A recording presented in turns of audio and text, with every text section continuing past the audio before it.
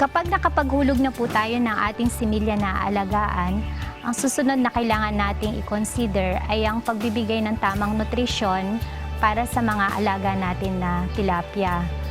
So dito na po pumapasok yung good feeding management na gagawin natin sa ating culture practice.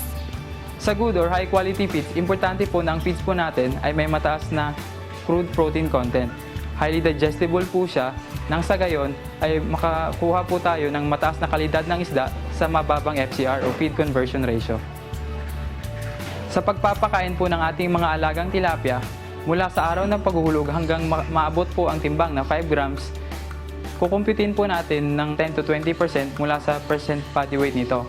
Papakainin po natin ito ng 5 beses sa isang araw at papakainin po natin ito ng fry mash or fry booster.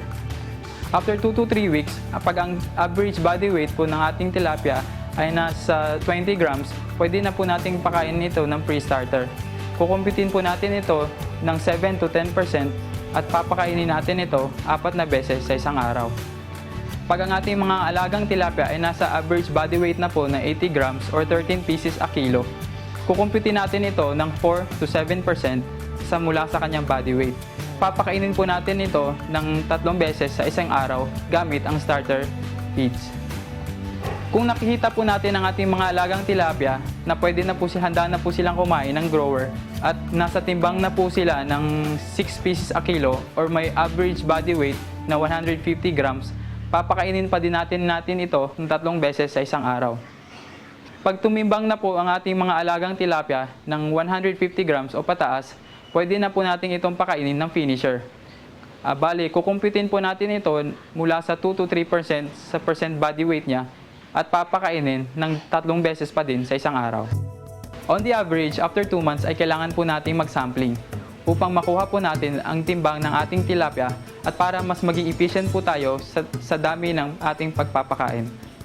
Ang pagsasampling po ay ginagawa sa unang 2 buwan at ginagawa na naman ulit every 15 days thereafter. Ang pangatlong G sa ating ETF o Effective Tati Formula ay ang good management. Ito po ay ang close monitoring at recording. Ang close monitoring ay sinasagawa upang mas magiging pamilyar tayo sa kung ano na ang naging laki ng ating tilapia. Ibig sabihin, ang madalas na pagpapasyal sa fish pond, pag-iikot ay nakakatulong upang mas nakikita natin kung ang alagang tilapia natin ay nasa kondisyon. Importante din po na palagian tayong magkaroon ng water quality testing, lalong-lalo na po sa dissolved oxygen, upang mapanatili natin na ang ating mga tilapia ay nasa magandang kondisyon at hanggang sa makakuha tayo ng magandang kalidad na ani. Importante din po na magkaroon tayo ng recording upang makuha natin ang tamang paraan sa pag-aalaga ng tilapia at mas maging madiskarte tayo sa susunod pa nating mga pag-aalaga. May mga signs tayo na nakikita sa ating mga alagang isda kung nagkakaroon ng problema sa tubig. Usually yan pag morning, kung mga 10:00 ng umaga at nag-oxygen pa sila or nag-gasping, ibig sabihin may problema tayo sa dissolved oxygen ng fish pond natin. So ang immediate na solution na pwede natin gawin doon is magpapasok tayo ng tubig sa ating palaisdaan para makapag-produce tayo ng dissolved oxygen. Sa water quality management, ang kailangan nating i-monitor is yung fluctuation ng mga water parameters like yung pH, yung oxygen, ammonia, at saka yung temperature ng water. Then, dun sa fish health management, kailangan nating i-check yung mga stocks natin. If may mga cases na nagkakaroon sila ng mga bacterial or mga fungal diseases na nakakaapekto sa growth and whole management din natin. Ang water level po ay mahalaga sa pag-aalaga natin ng ating mga isda. Kung inyo po natatandaan kanina, during stocking, ang kailangan na level ng tubig natin ay nasa 30 cm. So, from that po, after 2 weeks, kailangan na nating magdagdag ng tubig sa ating palaisdaan. So, kailangan maabot po natin yung 70 to 80 centimeters na water level sa 30 days ng culture period natin.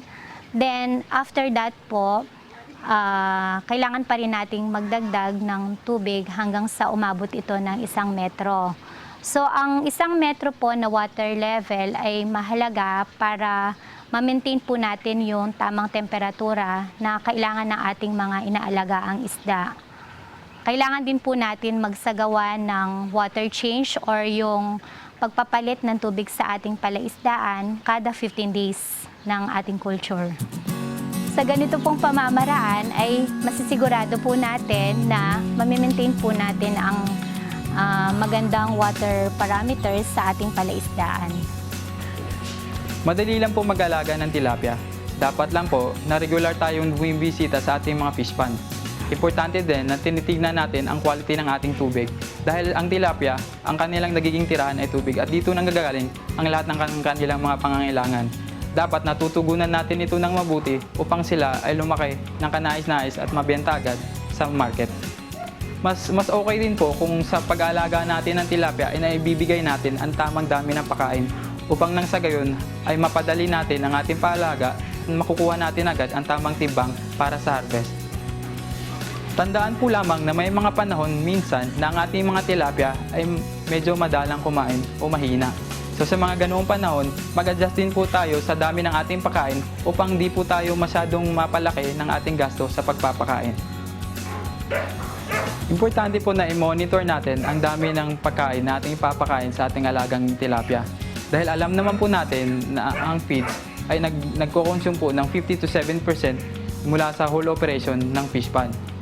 Kung magiging sobra po ang dami ng ating pagkain, magiging sayang lang po ito at magkukos pa ng di magandang kalidad ng tubig sa ating fish pond.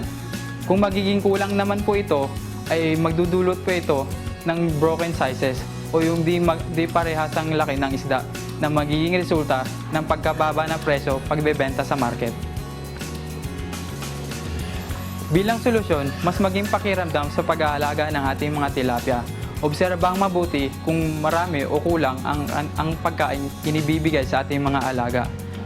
At nang sa gayon ay makuha natin ang magandang kalidad ng isda at ma-maximize natin ang magandang kita sa palaisdaan.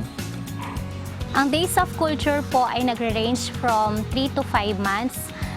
Depende sa size ng fingerlings na iuhulog natin during stocking at depende rin sa pamamaraan na gagawin natin sa ating pag-aalaga kung ito ba ay ekstensibo, semi-intensive or intensive. Depende rin po ito sa size ng isda na gusto natin na ma-attain at harvest. Napakalaki po ng potential ng tilapia culture ngayon sa ating industry. In fact po, ang tilapia is very acceptable sa market, madaling ibenta sa merkado at second most popular table fish next to bangus.